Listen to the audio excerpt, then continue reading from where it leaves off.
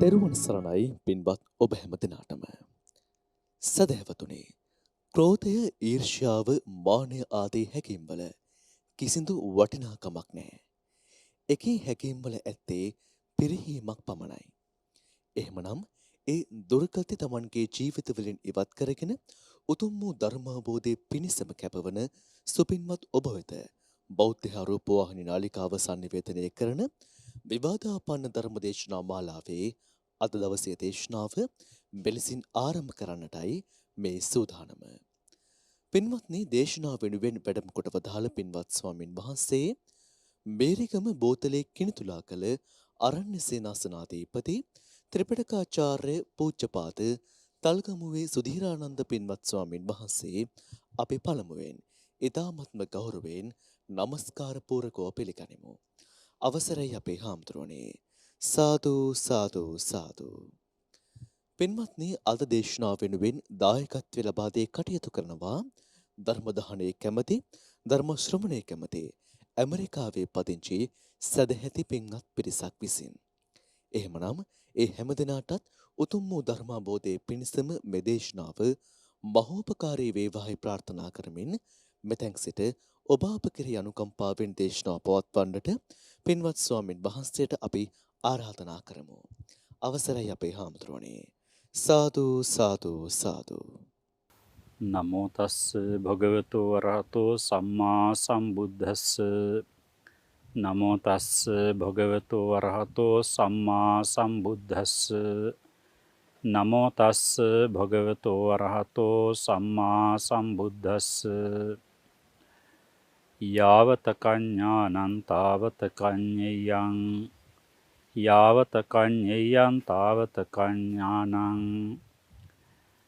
ඥාන පරියන්ති කඤ්ඤයං ඤය පරියන්ති කඤ්ඤානං ඥානං අතික්කමිත්වා ඤයං නප්පවත්තති ඤයං අතික්කමිත්වා ඥානං නප්පවත්තති අඤ්ඤමඤ්ඤන්තේ පරියන්තට්ඨායිනෝ ධම්මාති.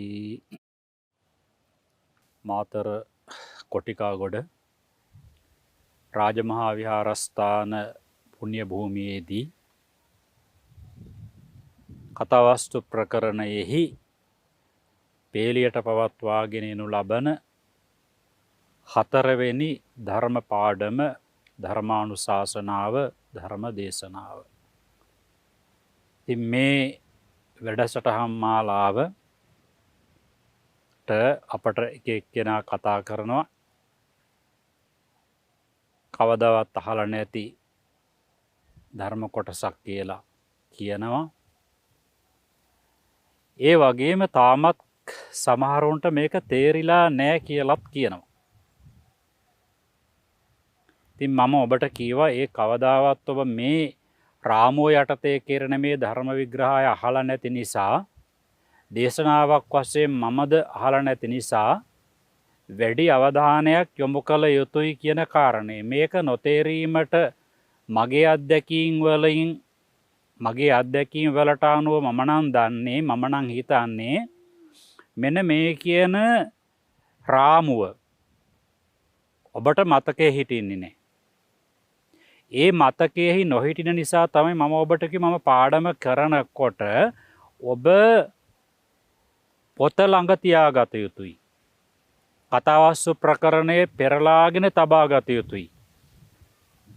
ඉතින් පොතත් ළඟ නැත්නම්, මතකයේ තේ රාමුව හිතේ සැලැස්ම නැත්නම්, කියන ධර්ම කරුණු වලත් ගැඹුරු බවක් ඔබට පේනවා නම් ස්කන්ධ ආයතන ධාතු ඉන්ද්‍රියාදී වශයෙන් බෙදනකොට පරමාර්ථ ධර්මවලට ආදේශ කරනකොට පරමාර්ථ ධර්මවලින් එකී පංච උපාදානස්කන්ධ ආදියට ආදේශ කරනකොට ඒ පිළිබඳව ස්වરૂපාර්ථ හේවත්, අභිධර්මාර්ථ හේවත්, සත්‍යාර්ථ හේවත්, පරමාර්ථ හේවත් ඒ පරමාර්ථ දේශනාව පිළිබඳව පැහැදිලි අවබෝධයකුත් නැත්නම් ඔය අමාරු වෙන එක නොවුනොත් තමයි පුදුමයි.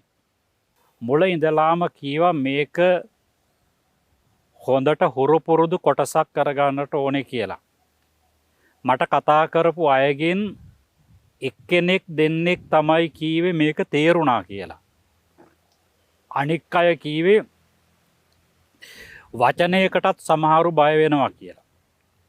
ඒ කියන්නේ මට එක අම්මා කෙනෙක් කීවා සච්චි කට්ටේ සුද්ධ සච්චි කට්ටේ කියනවා ඒකේ තේරුම දන්නේ නැහැ කියලා. අනික් අය. ඉතින් මම ඕක පළවෙනි පාඩමේදී ව්‍යාකරණානුකූලවම කියලා දුන්නා. සච්චික කියලා කියන්නේ පරමාර්ථයට අයිති කියලා අර්ථය. සුද්ධ කියලා කියන්නේ තනිකර කෙලින්ම. අට්ට කියලා කියන්නේ අර්ථය. සම්පූර්ණයෙන්ම සත්‍ය අර්ථය. පරමාර්ථ සත්‍යයෙහි අර්ථය කියන එකයි ඒකේ තේරුම. ඉතින් දැන් පරමාර්ථ කියන එක තේරෙන්නේ නැත්නම් අපි කොහොමද ඉස්සරහට යන්නේ? දැන් පරමාර්ථය කීවත්, අභිදේයාර්ථය කීවත්, අභිධර්මාර්ථය කීවත්, ස්වરૂපාර්ථය කියලා කීවත් ඔය පරමාර්ථ දේශනාව කියන එක. ඒ කියන්නේ සත්වයේ පුද්ගලයෙක් නැත ස්කන්ධ පහකි, ආයතන 12කි, ධාතු 18කි, නාම රූප දෙකකි යනාදී වශයෙන් විස්තර වෙන ක්‍රමය තමයි පරමාර්ථ දේශනාව. පරමාර්ථ දේශනාව කියන එක විස්තර වෙන්නේ අර කියපු ආකාරයට අභිධර්මාර්ථ, ස්වરૂපාර්ථ, අභිදේයාර්ථ ඔය අන්න ඒ වගේ එක අර්ථයක් මිසක අර්ථ ගොඩක් ඇත්තේ නැහැ. ඉතින් ඔබට ඒ කාරණා පිළිබඳව ඒක තිබුණ නැත්නම් දැන් සම්මුතියයි පරමාර්ථයයි කියන එක සෑහෙන දුරකට ඉගෙනගෙන ආපු කෙනෙකුටනේ මේ තියෙන්නේ කතාවස්තු ප්‍රකරණය. මොකද ධම්මසංගණි ප්‍රකරණය, විභංග ප්‍රකරණය, පුද්ගල පඤ්ඤාත් කතාව, ධාතු කතා ප්‍රකරණය, පුද්ගල පඤ්ඤාති ප්‍රකරණය, කතාවස්තු ප්‍රකරණය. එතකොට ධම්මසංගණි විභංග දෙකෙන් සත්වයක් පුද්ගලයෙක් නෑ කියන වග විශාල වශයෙන් විස්තර කරනවා. ඊළඟට ධාතු කතා ප්‍රකරණයට ආවට පස්සේ ප ဋ ාණයට මෙහා තියෙන ගැඹුරුම පරමාර්ථ ධර්ම විශ්ලේෂණය ධාතු කතා ප්‍රකරණය. ඊළඟට ධාතු කතා ධම්මසංගණි විභංග ධාතු කතා කියන මේ ටිකෙන් විස්තර කරලා ඊට පස්සේ මේ සත්වයා පුද්ගලයා තියෙනවා. ඒකත් හරි කියන එකට පුද්ගල පඤ්ඤාති ප්‍රකරණය. ඒතර මුලින් පේලියට කියාගෙන ඇවිල්ලා සත්වයේ පුද්ගලයා නැත කියලා ග්‍රන්ථ 3කින් කියාගෙන ඇවිල්ලා ඊට පස්සේ ඒ සත්වයේ පුද්ගලයෙක් නැති වුණාට සත්වයා පුද්ගලයා කියන නම් දාගන්නවා ඒ ස්කන්ධාදියට. ඒක පුද්ගලෝ ලෝකේ උපජ්ජමානෝ උපජ්ජති අනාදී වශයෙන් උන ඒකක වශයෙන් පුද්ගලය බෙදීම දේ පුද්ගලා දුතප්පය අන්න ඒ විදිහට පුද්ගලය දෙආකාරයකට බෙදීම, තුන් ආකාරයකට, හතර ආකාරයකට, පස් ආකාරයකට ආදී වශයෙන් ඒක පුද්ගල පඤ්ඤාති ප්‍රකරණය. ඊට පස්සේ මේ මතභේදයට තුඩු දෙන කාරණා ඒ කියන සත්වය පුද්ගලයා වශයෙන් ගන්න එක මේ පුද්ගල පඤ්ඤාති ප්‍රකරණය කියවෙන කාරණා වලට අර මුලින් කියපු දේ පිළිබඳව ධම්මසංගණි විභංගාදීදී තේරුමක් නැතුව සත්වය පුද්ගලයා කියන්නේ එක ක්‍රමයකටත් ඊළඟට මේ පරමාර්ථය කියන්නේ ස්කන්ධ ආදී කියන තවත් ක්‍රමයකටත් කියන එක ඒක හරියකට තේරුම් නොගත්තු නිසා එන්න ඒ මතභේදයට තුඩු දුන්නු කාරණා විස්තර කිරීමට, निराකරණය කිරීමට, දුර්මත දුරලීමට නේ ඇත්තට මේ අපි එදා ඉඳලාම කිව්වේ මේ කතාවස්තු ප්‍රකරණය කියන ධර්ම කොටාසය මොග්ගලීපුත්ත මහරහතන් වහන්සේ වෙතින් ප්‍රාදුර්භූත වුණේ, පහළ වුණේ. ඕකතින් ප්‍රාදුර්භූත කියවට ඕකටත් බය වෙනවා. පහළ වුණේ, ඇති වුණේ.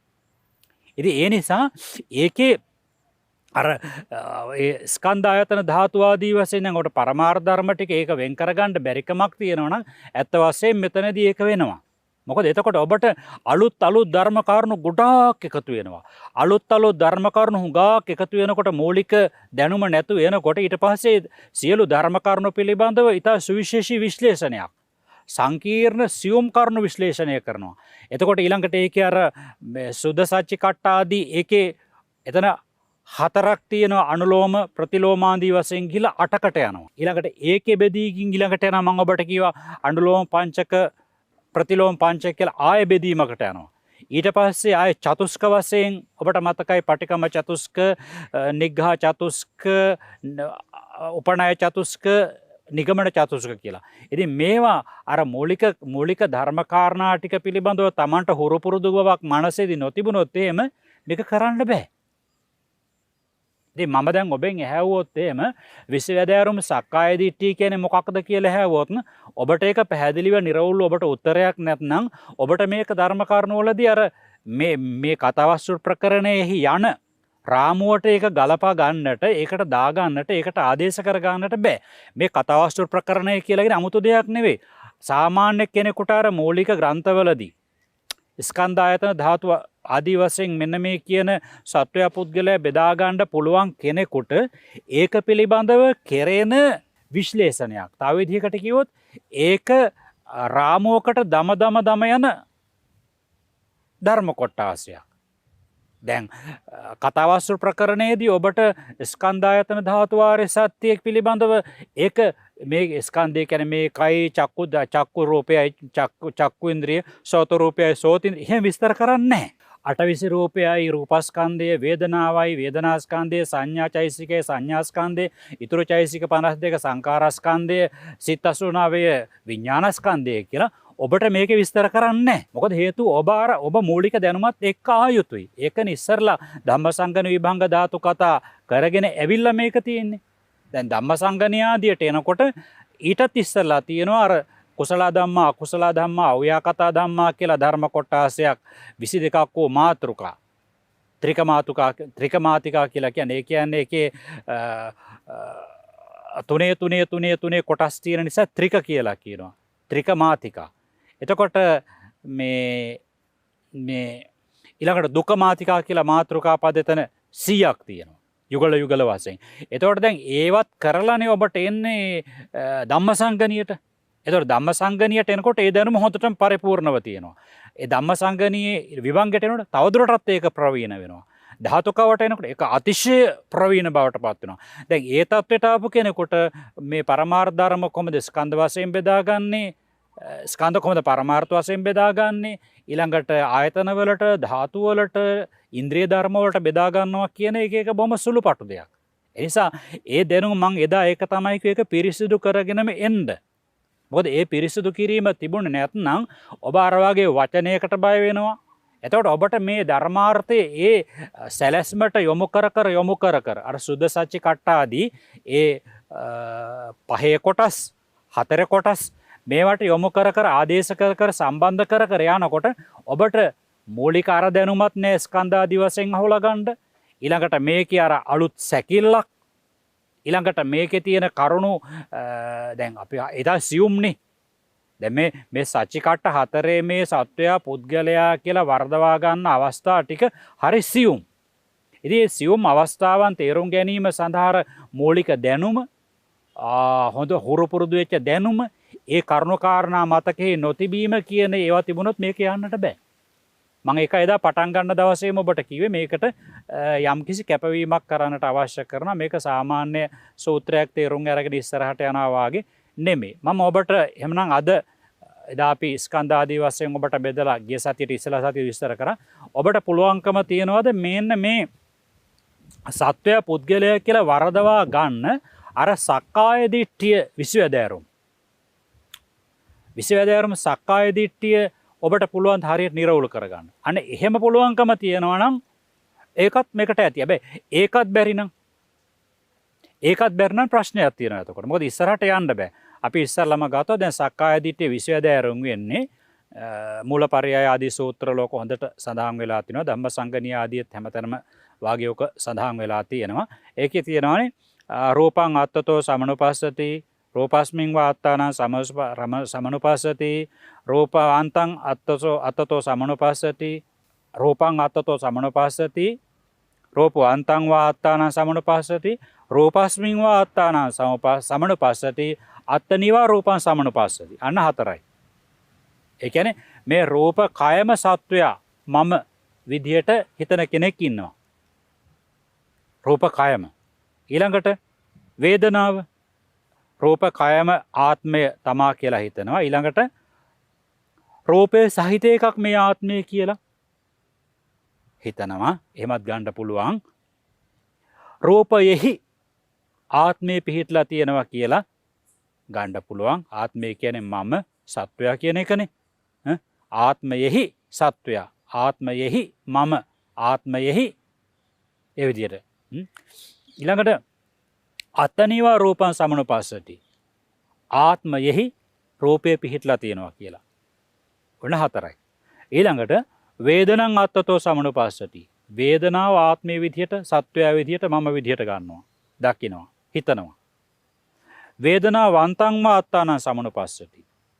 මේ ආත්මය කියන එක, මම කියන එක, සත්වයා කියන මේක වේදනාව සහිත එකක්. වේදනායව අත්තානං සමනුපස්සති. වේදනාවෙහි ආත්මය පිහිටා සිටින්නේ. අත්තනීවා වේදනං සමනුපස්සති. ආත්මයෙහි වේදනාව පිහිටලා තියෙන්නේ. හැම තැනටම ආත්මය, මම, තමා, සත්වයා කියන එක දානවා. ඊළඟට සංඥාව. සංඥං අත්තතෝ සමනුපස්සති. සංඥාව හඳුනාගන්න යම් දේවල්, හිතේ ශක්තියක් තියෙන්නේ, ආත්මය වශයෙන් දකිනවා. වේදනා සංඥා වන්තං අත්තානං සමනුපස්සති. සංඥාව සහිත එකක් මම මේ මතක තියාගත්තේ, අහවල දැන් හඳුනාගත්තේ, ඒක තමයි ආත්මය. සංඥායව අත්තානං සමනුපස්සති. සංඥාවෙහි ආත්මය පිහිටලා තියෙනවා කියලා ගන්නවා. අත්තනීවා සංඥා සමනුපස්සති. ආත්මයෙහි සංඥාව පිහිටලා තියෙනවා කියලා ගන්නවා. සංඛාරං අත්තතෝ සමනුපස්සති. චේතනාව ඇතුළු කොට ඒ චෛතසික ටික, සංස්කාරස්කන්ධය ආත්මය වශයෙන් ගන්නවා, හිතනවා. සංඛාර වන්තංවා අත්තානං සමනුපස්සති. සංස්කාර සහිත එකක්, සැපදුක් ලැබීමට කටයුතු සිද්ධ කරන, චේතනාව මුල් කොට ඇති, සැපදුක් ලබා දෙන විපාක චේතනාදී මේකෙහි තම ආත්මය පිහිටලා තියෙන්නේ. ඊළඟට සංකාරස්මින්වා අත්තානං සමනුපස්සති. සංස්කාරයෙහි ආත්මය පිහිටලා තියෙනවා කියලා. අත්තනීවා සංඛාරං සමනුපස්සති. ආත්මයෙහි සංස්කාරය, චේතනාව පිහිටලා තියෙනවා කියලා. ඊළඟට විඥානං අත්තතෝ සමනුපස්සති. හිත ආත්මය විදිහට දකිනවා. විඥාන වන්තං වාත්තානං සමනුපස්සති. ආත්මය කියන්නේ හිත සහිත එකක් කියලා හිතනවා. විඥානස්මින් වාත්තානං සමනුපස්සති. විඥානයෙහි ආත්මය පිහිටලා තියෙන්නේ කියලා දකිනවා. අත්තනීවා විඥානං සමනුපස්සති. ආත්මයෙහි විඥානය පිහිටලා තියෙන්නේ කියලා. දැන් ඔන්න එක ස්කන්ධයකට හතරාකාරයේ බැගින් ආත්මය, තමා, සත්වයා කියලා දාලා ගන්න අවස්ථා. එතකොට රූපස්කන්ධයට 4යි, වේදනාස්කන්ධයට 4යි, සංඥාස්කන්ධයට 4යි, සංකාරස්කන්ධයට 4යි, විඥානස්කන්ධයට 4යි. එතකොට 20යි. 4 5 20යි. ඔන්න 20 වැදෑරුම සක්කාය දිට්ඨිය. දැන් එතකොට දැන් හිතා ගන්නට, දැන් එතකොට මේ හැම තැනදීම දැන් රූපයාත්මයේ වශයෙන් ආදි වශයෙන් කොහොමද ආත්මය කියන්නේ? එතකොට දැන් මෙතන රූප, වේදනා, සංඥා, සංකාර, විඥාන පහම ගත්තා. ඒ පහට අමතරව මේ කියපු ආත්මයක් කියන දෙයක් දක්වන්නට තියනවද? කටක්වත් නැහැ. එතකොට ආත්මය කියලා කියන්නේ මෙන්න මේ පහ තමයි සාමාන්‍ය ආත්මය කියලා හරි, සත්වයා කියලා හරි, මම කියලා හරි, ඔබ කියලා හරි ගන්නෙ මේ පහ. මේ පහටමයි ගන්නෙ. රූප, වේදනා, සංඥා, සංකාර, විඥාන එකතු වෙලා තියෙනකොට ඒ ඒකකයට අපි කියනවා සත්වයා කියනවා, මනුස්සයා කියනවා, තිරිසන් සතා කියනවා, මේ විවිධ නම් දා ගන්නවා. ගැහණිය කියයි, පිරිමිය කියයි. අන්න ඒකට අර පටලවලා ගන්නෙ මොකද්ද? සම්මුතිය. රූප, වේදනා, සංඥා, සංකාර, විඥාන කියලා කියන්නේ පරමාර්ථය. ඒකට සම්මුතිය පටලවන. ඒතර සම්මුතිය වශයෙන්, පරමාර්ථය වශයෙන් තේරුම් ගත යුතුයි. අන්න ඒ තේරුම් ගැනීමෙහි තියෙන දුබලතාව පෙන්눔 කරනවා මේ කතාවස්තු ප්‍රකරණයෙහි පරවාදීන්ගේ මතයන් තුලින්. එතකොට දැන් මේකේ අපි එන්නේ ඒ පරවාදීන් වර්ධවා ගන්න ආකාර සියල්ල මේකේ කියනවා. මොකද හේතුව සම්මා සම්බුදුරජාණන් වහන්සේ වදාළේ යාවතක ඥානං තාවතක ඤෙය්‍යං. යම් තාක් මේ වරදවලා ගන්න අවස්ථා, නිවැරදිව ගන්න අවස්ථා, කෙලවර දක්වාම දත යුතු දෑ. වරදවලා ගන්න එක වරදවලා ගන්නවා කියලා කෙනෙක් සිතවිල්ලේ ඉඳලම ඒක භාග්‍යවතුන් වහන්සේ දන්නවා. නිවැරදිව ගන්න කෙනෙක් බුදුවීම දක්වා නිවැරදි ආකාරය බුදුරජාණන් වහන්සේ දන්නවා. යාවත කඥානං තාවත කඤ්ඤේයං දත යුතු සියල්ලක්ම දන්නවා. ඤෙය්‍ය පර්යන්ති කඥානං ඥාන පර්යන්ති කඤ්ඤේයං දත යුතු දෑ කෙලවර කොට නුවණ දියුණු කරන්නට පුළුවන් භාග්‍යතුන් වහන්සේට එක තියෙනවා. එතකොට නුවණ දියුණු වෙන්නේ දත යුතු දෑ කෙලවර කොට තමයි පවතින්නේ. මේ දෙකම සමාන දුරකට තමයි විහිදෙන්නේ. දත යුතු දෑ සහ නුවණ. සර්වඥතා ඥානය ගැනයි මෙතන කියන්නේ. මේ දෙකේ වෙනසක් නැහැ. ඔන්න ඔය නිසා දැන් මෙතනදී මේ සත්වය පුද්ගලයා ආදී වශයෙන් මේ වරදවලා ගන්න හැම තැනකමත් දැන් අපි මෙහෙමනේ දැන් යම් කිසි කෙනෙකුට යම් විෂයපතයක් පිළිබඳව විශේෂ ක්ෂේත්‍රයක් පිළිබඳව හොඳ ප්‍රවීණත්වයක් තියෙනවා නම් ඒ ක්ෂේත්‍රයේ වරදින තැන් එයා දන්නවා. අන්න ඒකනේ ස්වභාවය. දැන් අපි මෙතන මාතරේ ඉඳලා අපි කියමුකෝ අපි පයින් යනවා කියලා ගාල්ලට යනකල් ඒ අනකොට දැන් අපි පාර නොදැනගෙන සාමාන්‍ය හෝදිසියෙන් ගියොත් එහෙම අපි වැරදින පාර ටිකක් දුර යනවා. මේක වෙන්න බෑ. මේක මේ පොඩි පාරක්. මේක මහ පාරක්නේ. ගාල්ලට යන පාර ආපහු වෙනවා. ඇවිල්ලා ආයෙ පාරක් පයින් වේවා වාහනයකින් වේවා. ඒ ඇවිල්ලා තව ටිකක් දුර යනවා. ටික දුරක් යනකොට පේනවා මේකත් නතර වෙන්නේ කො මුහුදනේ අහුවෙන්නේ. මුහුද අහුවෙන්න බෑනේ. ගාල්ලට තව යන්න තියෙනවනේ.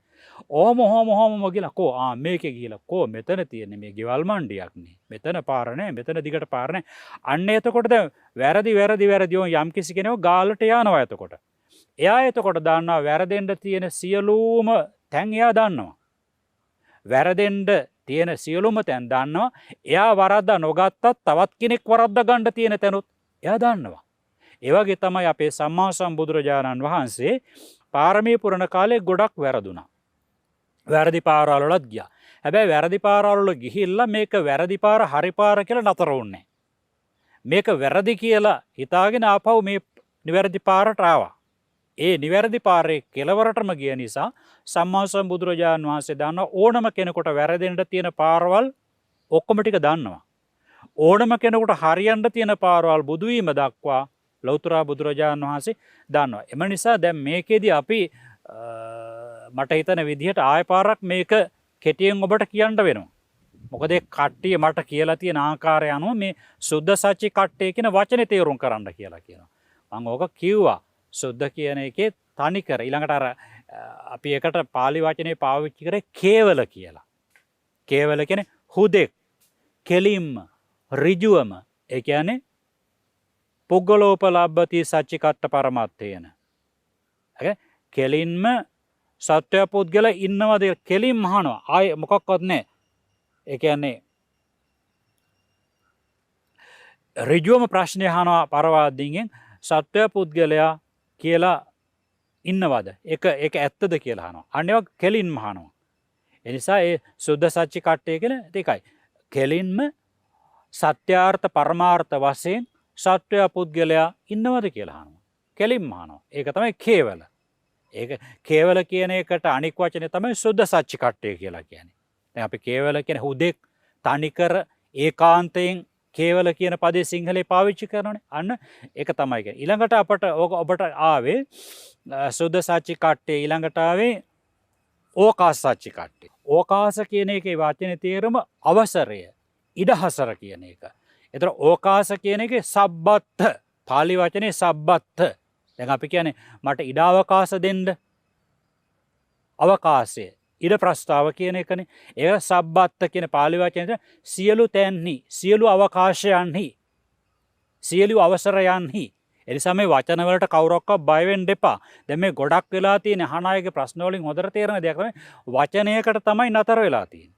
ඉතින් මම මේක කල්ලාතෝ පටන් ගන්නකොටම තේරුවා මේ වචනවල තියෙන. නමුත් ඒක තාම ආගන්තුකයි. වචන තාම හුරු නැහැ. හැබැයි පුදුමෙකුත් නැහැ. මොකද හේතුව දැන් අපි pāli භාෂාව දැනගෙන වුණත් මේ පොතට අත තියනකොට අපටත් එහෙම තිබුණා. හැබැයි ඒක අපි නැති කරගන්න වෙන මොකක්වත් මේ අනුගමනය කරේ ගුරු උපදේශ ගත්තා. නමුත් ගුරු උපදේශ ගත්තත් අපට තමයි ලොකුම කොටස තියෙන්නේ. නැවත කියෙව්වා. දැන් ඔබට උනත් මේ දේශනාවේ කරන්න තියෙන්නේ මේක නැවත ශ්‍රවණය කරන්න, නැවත හිතන්න. හැබැයි යම් කොටසක් මතකයෙහි තබා ගත යුතුයි. දැන් ඔබට මේ දැන් අපි කිව්වොත් දැන් ඔය කියනවා දැන් සුද්ධ සච්චි කට්ටේ කියලා කියනවා කේවල. තනිකර සත්‍ය පුද්ගලයා එල්ල කරලා අහන ප්‍රශ්න. ඊළඟට කියනවා දෙවෙනි අවස්ථාවේ අවකාශ සච්චිකට්ඨය කියලා කියනවා සබ්බත්. සබ්බත් කියන්නේ සියලු තැන්හි. සියලු තැන්හි මුළු රූප කයෙහිම සත්වය ඉන්නවාද කියලා. එතකොට ඔබට දැන් සබ්බත් කියන වචනේ අවකාශ කියන එක මේ ධර්මාර්ථයට ගලප ගන්නත් ඕනනේ. නිකම්ම සබ්බත් කියලා හැමතැනම කියලා කිව්වට ඇති වැඩක් නැහැනේ. එතකොට ඔබට මේ ධර්මාර්ථයත් එක්ක ගලප ගැනීම හැකියාව තියෙනටත් ඕනේ. මේ ධර්ම විශ්ලේෂණයත් එක්කලා ඒක කොහොමද ගැලපෙන්නේ කියලා. ඒ ගැලපෙනකොට එතෙන්දනේ මේ කාරණා මේ ණය ක්‍රමය මේ විධි ක්‍රමය ඇතුල් කරලා තේරුම් ගන්න වෙන්නේ. ඒ නිසා ඉස්සරලම් මතක තියාගන්න ඒ වගේ අර්ථය පාලි වචනය කියව පාලි වචනේ සිංහල අර්ථය. සබ්බත් සුද්ධ සච්චිකට්ඨ කියලා කියන්නේ කේවල. ඔන්න සිංහලෙන් කියව තනිකර. කෙලින්ම. ඊළඟට සබ්බත් ඒක පාලි වචනය. අරක සුද්ධ සච්චිකට්ඨ මේක සබ්බත් කියලා යනවා. ඒතර ඒකේ ආවට පස්සේ ඇත්තට කේවල කියන එකත් පාලි වචනේ. ඕක සිංහලට ගත්තොත් හුදෙක් කියලා තමයි එන්නේ. ඒ නිසා ඊළඟට සබ්බත් කියලා කියන්නේ අවකාශ. ඕකාශ සච්චිකට්ඨය කියලා ඒකට කියනවා. සබ්බත් හැමතැනම. මුළු ශරීරයෙහිම කියලා හිතන්නකො. මුළු වේදනාව වෙහිම සත්වය විද්‍යමානද කියලා සත්වය කියලා දක්වන්න පුළුවන්ද කියලා හිතා ගන්නකො. ඊළඟට බලන්න ඊළඟට අපිට අවයව සච්චිකට්ඨය. අවයව කියලා කියනකොට ඒ කියන්නේ කාල සච්චිකට්ඨය. තුන්වෙනි එක කාල සච්චිකට්ඨය. කාල සච්චිකට්ඨය එතකොට සිංහලාර්ථයේ කාල කියන එක ඒකට අපට පාලි වචනය ආවේ සබ්බදා. ඒ කියන්නේ හැම කාලයෙහිම අතීත වර්තමාන අනාගත හැම කාලයෙහිම සත්වය පුද්ගලයා දක්නට ලැබේද කියන අර්ථය. ඒකේ නමුත් සත්වය පුද්ගලයා අතීත වර්තමාන අනාගත තුන් කාලෙම දකින්න ලැබෙනවා. නමුත් මෙතන අදහස් කරන්නේ ඒ කාලේ ඒ අදාළ පුද්ගලයා අදත් ඒ පුද්ගලයාද. මොකද ස්කන්ධායතන ධාතු ගන්නකොට ඒ කාලේ නෙමෙයි. දැන් මේ තත්පර ගානකට ඉස්සලා තියුණු පංච උපාදානස්කන්ධයක් නෙමෙයි ඊළඟට තියෙන්නේ.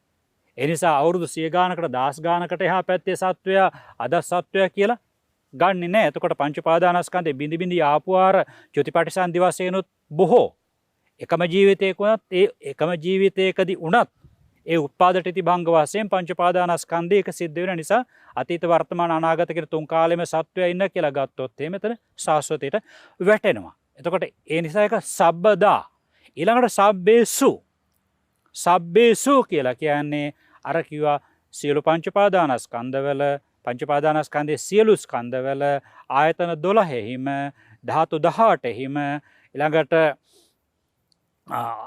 ඉන්ද්‍රිය 22 ඒ හැම තැනදී මේ සත්වයා ඉන්නවාද කියලා අපි ගත්තා. දැන් මේ ඉන්ද්‍රියක් පාසා චක්කු ඉන්ද්‍රිය සත්වයා ඉන්නවද? සෝත ඉන්ද්‍රිය සත්වයා ඉන්නවද? යනාදී වශයෙන් යන ක්‍රමය. එතකොට දැන් ඕක දැන් ඉතින් ඒක සකවාදීන් අහනවා පරවාදීන් උත්තර දෙනවා වැරදි තැනදී නිග්‍රහ කරනවා මේ විදිහට යන ණය ක්‍රමයක් නේ තියෙන්නේ. ඉතින් එනිසා ඉස්සරලාම ඔබ මතක තියාගන්නට ඕනේ මෙන්න මේ වචනාර්ථ මේ මෙතෙන්ට ගැලපෙන්නේ කොහොමද?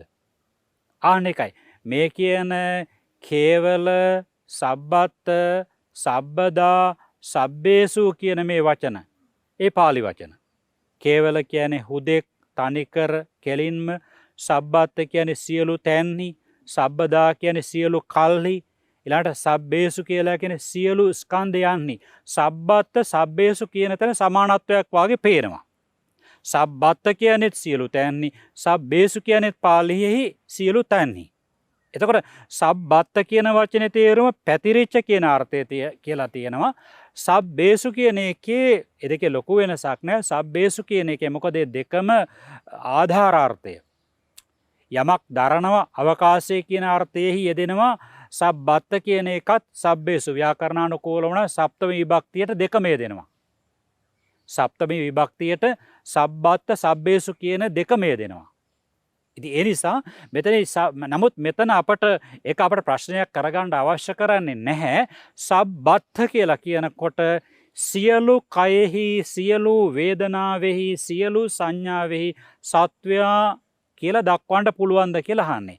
ඊළඟට සබ්බේසු කියන එකේදී කියන්නේ එක ස්කන්ධයක් පාසා, එක ආයතනයක් පාසා, එක ධාතුවක් පාසා, එක ඉන්ද්‍රියක් පාසා ওই සත්වයා දක්වන්න පුළුවන්ද කියලා අර මේ පරමාර්ථ ධර්ම 57ම එකට අරගෙන ඉතින් ඔබ දැන් තේරුම් ගන්නට අතන සබ්බත සියලු රූපයෙහි සත්වයා විද්‍යමානද කියලා අහනවා. මේකෙදි කියන්නේ රූපයෙහිත් වේදනාවෙහිත් සංඥාවෙහිත් ආදී වශයෙන් යන ක්‍රමය.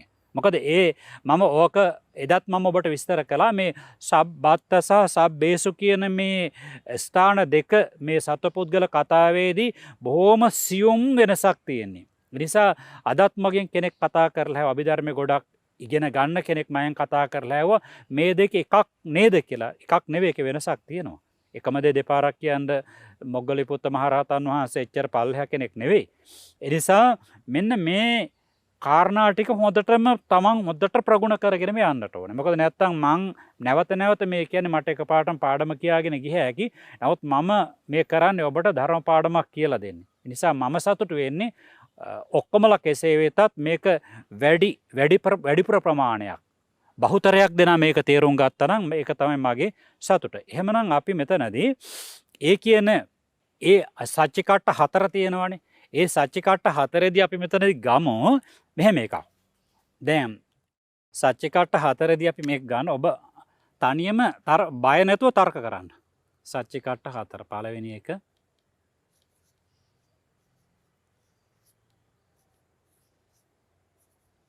කේවල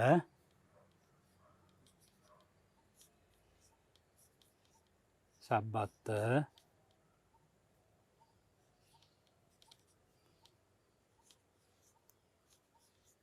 සබ්බදා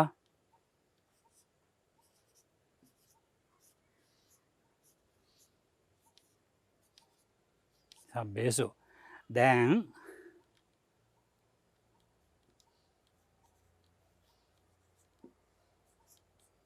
හරි ඔය 4. එතකොට මේකට ඔබට මතක තියෙන්නට ඕනේ අර පාවිච්චි කරන නම් ටික. මේක සුද්ධ සච්චිකට්ඨය. අද ඔක්කොම ලියන්නේ එදා ලීවා. සුද්ධ සච්චිකට්ඨය. හොඳේ. එමෙ හැමදාම මේකම ලියලා ඉන්න එක හොඳට හිටියේ. ඊළඟට ඕකාස සච්චිකට්ඨය. මේක කාල සච්චිකට්ඨය. මේක අවයව සච්චිකට්ඨය. දැන් ඕකේ මම ඔබට කිව්වා එදත් කිව්ව නැවත ආවර්ජනා කර ගන්නට මේ 4 අනුලෝම ප්‍රතිලෝම වශයෙන් ආවට පස්සේ 8ක් වෙනවා. මේ විචාරීම් 4 ප්‍රතිලෝම වශයෙන් අනුලෝම වශයෙන් ගියාට පස්සේ 8ක් වෙනවා. ඒකෙදි ඔබට මම කිව්වා නිග්‍රහ 8ක් එනවා කියලා. නිග්‍රහ 8ක් එනවා කියලා කිව්වේ දැන් සකවාදීන් කියන පිරිස මේ 4න් අහනවා. අහලා පරවාදීන් වරද්දලා කියනකොට මේ 4 අවස්ථාවේදීම සකවාදීන් ප්‍රශ්න අහන ක්‍රමයට කියන්නේ අනුලෝම ක්‍රමය. අනුලෝම ක්‍රමය කියලා. ඒකෙදී නිග්‍රහ 4ක් එනවා පරවාදීන්ට මේ 4ේදී. ඊළඟට පරවාදීන් සකවාදීන්ගෙන් අහන ක්‍රමයක් තියෙනවා මේ 4ම හරහා. පරවාදීන් අහනවා. දැන් සකවාදීන් අහන්නේ පුද්ගලෝ උපලබ්ධති සච්චිකට්ඨ පරමත්තේන යනාදී වශයෙන් පුද්ගලයා සත්‍යාර්ථ පරමාර්ථ වශයෙන් ලැබේද කියලා. එතකොට පරවාදීන් අහන්නේ පුද්ගලෝ නූපලබ්ධති. දැන් සකවාදීන් අහන්නේ පුද්ගලෝ උපලබ්ධති. පරවාදීන් අහන්නේ පුද්ගලෝ නූපලබ්ධති සච්චිකත්ත පරමත්තේන. පුද්ගලයා සත්‍යාර්ථ පරමාර්ථ වශයෙන් නොලැබේද. එහෙම තමයි පටන් ගන්නේ. එහෙම ගිහිල්ලා ඒකෙත් මේ ක්‍රම 4ට මහනවා. ක්‍රම 4ට මහලා පරවාදීන්ට නිග්‍රහ 4ක් යනවා. ඒ සකවාදීන්ට පරවාදීන් සකවාදීන්ට නිග්‍රහ 4ක්. එතකොට සකවාදීන් පරවාදීන්ට දැන් සකවාදී කියන වචනේ තේරෙනව දන්නෙත් නැද්ද දන්නෙත් නැහැ. සකවාදීන් කියලා කියන්නේ මොග්ගලිපුත්ත මහරහතන් වහන්සේගේ හෙවත් තේරවාදී බුදුදහමට අනුකූලව ප්‍රවීණ වෙලා හිටපු පිරිස. පරවාදීන් කියලා කියන්නේ ඊට එහාගේ වජ්ජිපුත්‍රකාදී ධර්මයේ විකෘති කරලා අරගෙන හිටපු පැහැදිලි ධර්මඥානයක් නැති සම්මුති සත්‍ය පරමාර්ථ සත්‍යවත් නිවැරදිව තේරුම් ගැනීමට හැකියාවක් නැතිව හිටපු පිරිස තමයි පරවාදීන් කියන එකෙන් නියෝජනය කරන්නේ. එතකොට පරවාදීන් එතකොට අර විදිහට නිග්‍රහ හතරක් කරනවා සකවාදීන්ට. එතකොට සකවාදීන්ගේ නිග්‍රහ හතරයි පරවාදීන්ගේ නිග්‍රහ හතරයි එකතු වුණාට පස්සේ නිග්‍රහ 8යි. ඒකට කියන අට්ටක නිග්‍රහ කියලා කියනවා. අට්ටක නිග්‍රහ. ඒක මේ කතාවස්තු ප්‍රකරණයේ ඊටාම වැදගත් වෙනවා. ඒක අගට යන කල්ම අවසාන කතාව 217 වෙනි කතාව දක්වා මේක ඊටාම වැදගත් වෙනවා. දැන් අපිට මෙතනදී මම මේ ආය ආවර්ජනයක් කරලා මෙතෙන් ආවේ දැන් මේ හැම අවස්ථාවකදීම ඔබට තේරුම් ගන්න විශේෂ කාරණයක් කියලා දෙන්නයි මේ ලෑස්ති වෙන්නේ. දැන් මේ හැම එකකම කේවල කියන එකේ සකවාදීන් ප්‍රශ්නේ අහලා පරවාදීන්ට නිග්‍රහය කරලා ඒක අවසන් වෙනවා. එදත් මම කීවා ඒකට යෙදෙනවා පංචකයක් යෙදෙනවා. ඒ සකවාදීන්ට යන නිග්‍රහයේදී මේ අනුලෝම ශීර්ෂයෙහි පහක් වෙනවා. එදත් කියව ආය මතක් කරගන්න. සකවාදී පුච්චා, සකවාදී අනුയോഗෝ, සකවාදී නිග්ගහ, පාපනා ආරෝපණ. ඒ ටික එකතු වුණාට පස්සේ සුද්ධ සච්චි කට්ටයේ පංචකය කියලා එකක් හැදෙනවා. පහේ කොටස කියන පහක් තියෙනවනේ. සකවාදී පුච්චා, සකවාදී අනුയോഗෝ, සකවාදී නිග්ගහ, සකවාදී පාපනා, සකවාදී ආරෝපණ. දැන් එදා අපි තේරුවා මොකක්ද පාපනා කියන්නේ මොකක්ද ආරෝපණා කියන්නේ මොකක්ද අපි තේරුවා. මොකද මේ පාපනා ආරෝපණා ඒවා දැන් මම මේ ටික කියනකොට කතාවස්තු ප්‍රකරණේ ළඟ තියාගෙන බලා ගන්නට ඕනේ. නැත්තම් වැඩි හරියන්නේ නැහැ. කතාවස්තු ප්‍රකරණේ මම මේ කියන දෙයට සම්පූර්ණයෙන් ඇඟිල්ල තියාගෙන ඇහැ ගහගෙන හොඳට අවධානයෙන් ඉන්නොනේ මේ මොකද්ද කියන්නේ කියලා. එතකොටයි තේරෙන්නේ. ඒකේ දැන් එතකොට අර සකවාදී අනුලෝම ආරෝපණා කියලා තියෙනවා. අනුරෝම පාපන අනුරෝම ආරෝපණා කියලා. ඒ දෙකෙන් කියන්නේ මේ ඔයත් මේ සත්වයේ පුද්ගලෙක්. ඒකට අපි නිදසුනක් වශයෙන් මෙහෙම ගන්නට පුළුවන්. ඒක මේ අපේ මේකේ බුද්ධ ජයන්ති පොතේ තියෙනවා. මේ කෙනෙක්ගෙන් අහනවා තවත් කෙනෙක්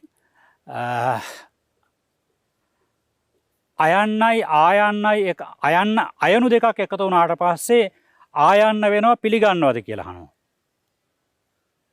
අතර ඔව් කියලා කියනවා. යනු දෙකක් තියෙනවා. යනු දෙක එකතු වෙලා ඊයන්නක් වෙනවද කියලා අහනවා. එහෙම නොකිය යුතුයි කියලා කියනවා. අන්න ඒ වගේ එහෙම එකක්ද. එතන අයනු දෙකක් එකතු වෙලා ආයන්න වෙනවා කියන එක පිළිගන්නවා නම් යනු දෙකක් එකතු වෙලා ඊයන්න වෙනවා කියන එකත් පිළිගන්නට ඕනේ. ඒ වගේ තමයි මේකේ ප්‍රශ්න ක්‍රමය. ඒත් මොකද ඉස්සරලා අහන්නෙම සත්වය පුද්ගලයා මේ සත්‍යාර්ථ පරමාර්ථ වශයෙන් ලැබෙනවාද ඉන්නවාද කියලා අහනකොට ඔව් කියනවා. හැබැයි සත්‍යාර්ථය පරමාර්ථය කියලා කියන ස්කන්ධ ආයතන ධාතු ඉන්ද්‍රිය ධර්ම ඒ 57ක් වූ ධර්මات එක්ක සසඳනකොට ඔය සත්වය ඉන්නවද කියලා අහනවා. ඒතර නෑ කියලා කියනවා. නහෙවම් වත්තබ්බේ. එතකොට අර ඇහැව්වේ එකම ප්‍රශ්නේ. ඒක හරියට අයනු දෙකක් එකතු වෙලා ආයන්න වෙනවද කියනකොට ඔව් කියලා කියනවා. යනු දෙකක් එකතු වුණාට පස්සේ ඊයන්න වෙනවා කියනකොට වෙනවද නෑ කියලා කියනවා. අන්න ඒ වගේ සරල නිදසුනක් ගන්න පුළුවන්.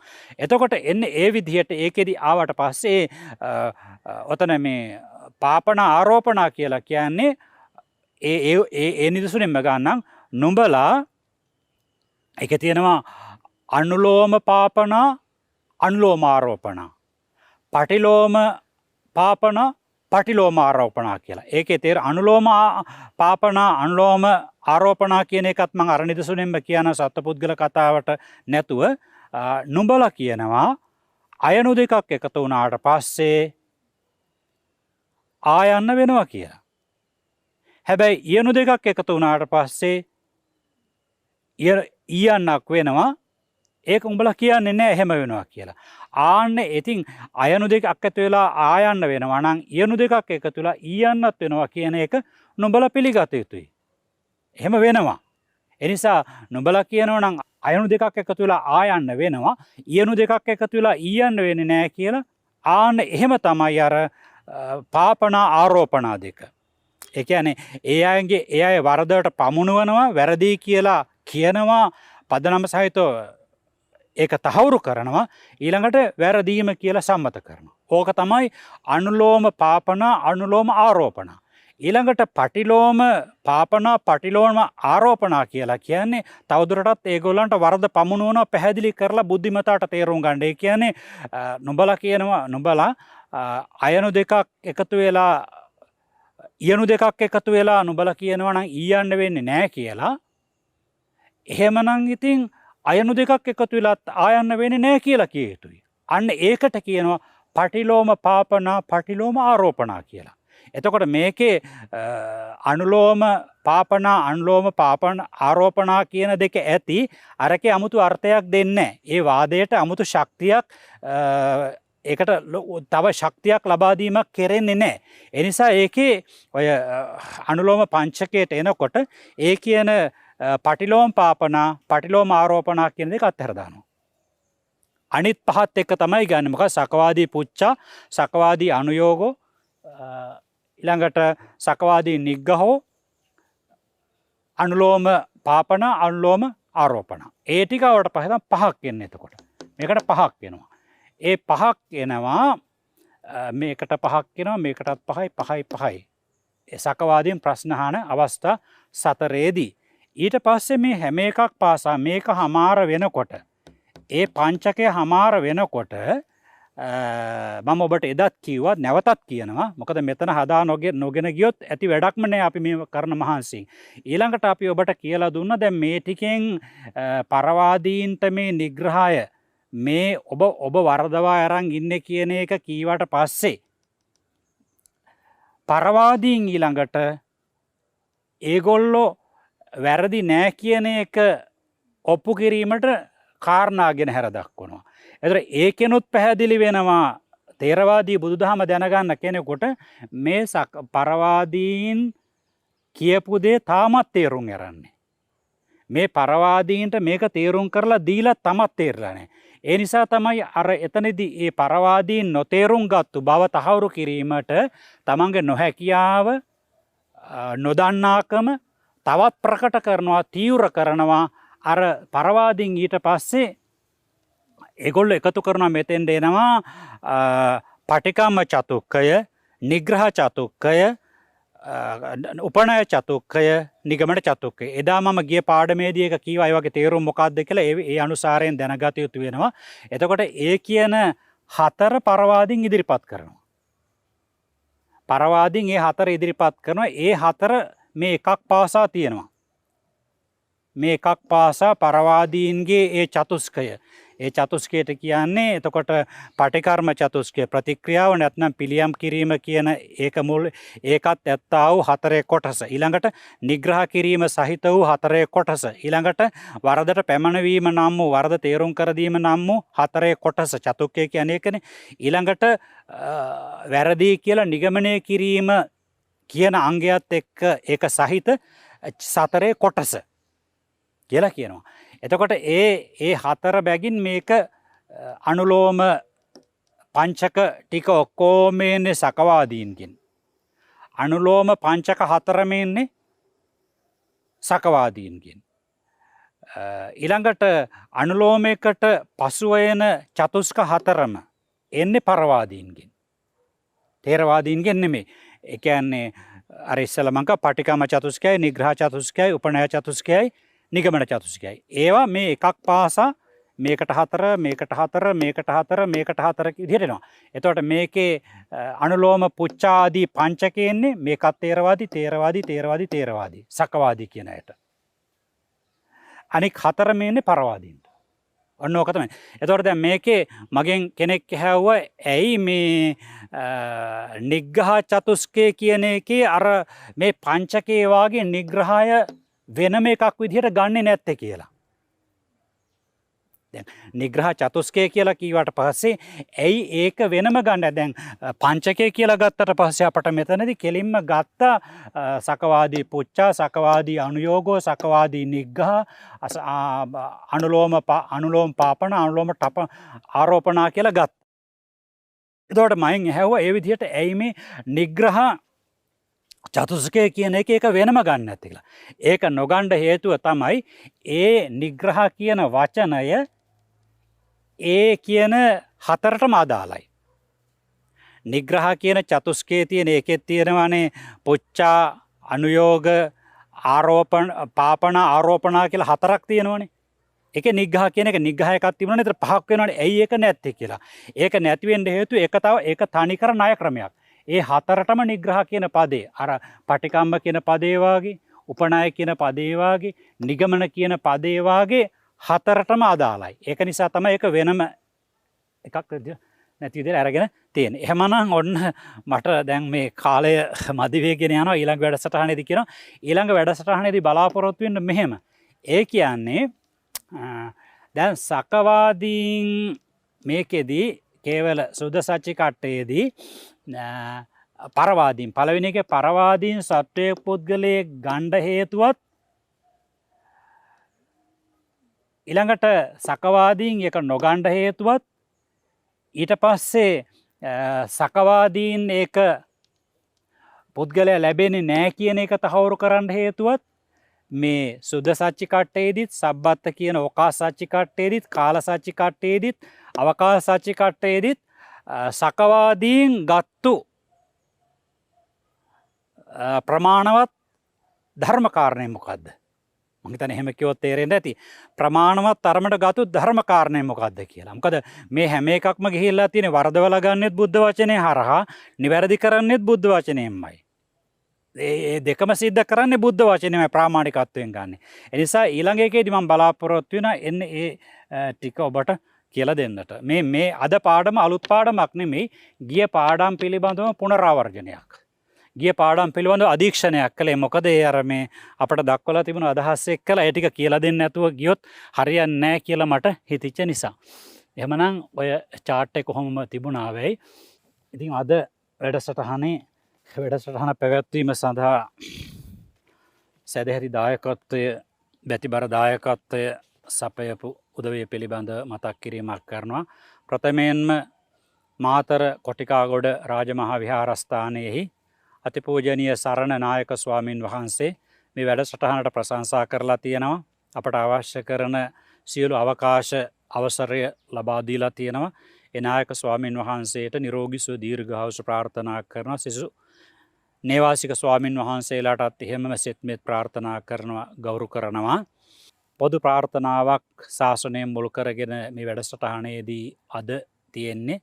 ලංකාවේ විවිධ ශාසන පරිහානි අවස්ථාවල 1753 දී සියම් මහා නිකාය වශයෙන් උපාලි උතුමන් වහන්සේ, උපාලි තෙරුන් වහන්සේ සහ වැලිවිට අසරණ සරණ සරණංකර මහතෙරුන් වහන්සේ විසින් එම නිකායත් 1803 දී අමරපුර නිකාය වශයෙන් වැලිතොට ශ්‍රී ඥානවිමලතිස්ස නායක ස්වාමින් වහන්සේ විසින් තත් නිකායත් 1863 දී රාමඤ්ඤ නිකාය පිහිටුවීම වශයෙන් අඹගහවත්තේ ඉන්ද්‍රාසභවර ඥානස්වාමී මහතෙරුන් වහන්සේ මහානායක ස්වාමින් වහන්සේ විසිනුත් මේ කියන අතිපූජනීය නායක ස්වාමින් වහන්සේලාගේ මූලිකත්වයෙන් නිකායත්‍රය ඇති කරලා පිරිසිදු උපසම්පදා විනය කර්ම සිදු කරමින් මේ රටත් ජාතියත් ආරක්ෂා කිරීමට, සම්බුද්ධ ශාසනයත් ආරක්ෂා කිරීමට දැරූ උත්සාහය අඩිතාලම මහා මෙහෙවර සිහිපත් කරලා උන්වහන්සේලාට පින් දෙන්නට මේක අවස්ථාවක් කරගන්නවා. ඒ ත්‍රිනිකායික ඒ නිකායම් සමාරබ්ධ කරපු, සමුත්පාදනය කරපු මහානායක ස්වාමින් වහන්සේලාටත් එදා මෙදාතුර අද දක්වාම ත්‍රිනිකායේම නිකායත්‍රයේම මහානායක දුරය හොබවමින්, තවත් නායක දුරයන් හොබවමින් මේ ශාසනය, රට ජාතිය, සම්බුදු සසුන රැකීමට උරදීලා, ලයදීලා, කැප වෙලා අපවත් වී වදාළ යම්තාක්කේ උතුමන් වහන්සේලා පින් බලාපොරොත්තුවෙන් සිටිත්නම් ඒ සෑම දෙනා වහන්සේලාටත් තවත් අපවත් වුණු සියලු ස්වාමින් වහන්සේලාටත් මේ ධර්ම දානමය කුසලය ප්‍රාර්ථනීය බෝධියෙන් චතුරාර්ය සත්‍ය අවබෝධයට හේතු වාසනා වේවා කියන ප්‍රාර්ථනාව තබලා තියෙනවා. එහෙමනම් අද වැඩසටහනේ සමාප්තිය වැඩසටහන ශ්‍රවණය කරපු ඉගෙන ගන්න උත්සාහ කරන හැම දෙනාටමත් ධර්මඥාන භාවනා ඥාන පිළිවෙලින් චතුරාර්ය සත්‍ය අවබෝධයට ශක්තිය ලැබේවායි මෛත්‍රී කරමින් අදට වැඩසටහනේ සමාප්තිය හැම දෙනාටම තෙරුවන් සරණයි. ආකාසට්ඨා ච බුම්මට්ටා දේවා නාග මහිද්దికා පුඤ්ඤන්තං අනුමෝදිත්වා චිරන් රක්ඛන්තු ශාසනං චිරන් රක්ඛන්තු දේශනං චිරන් රක්ඛන්තු මම් පරන්ති.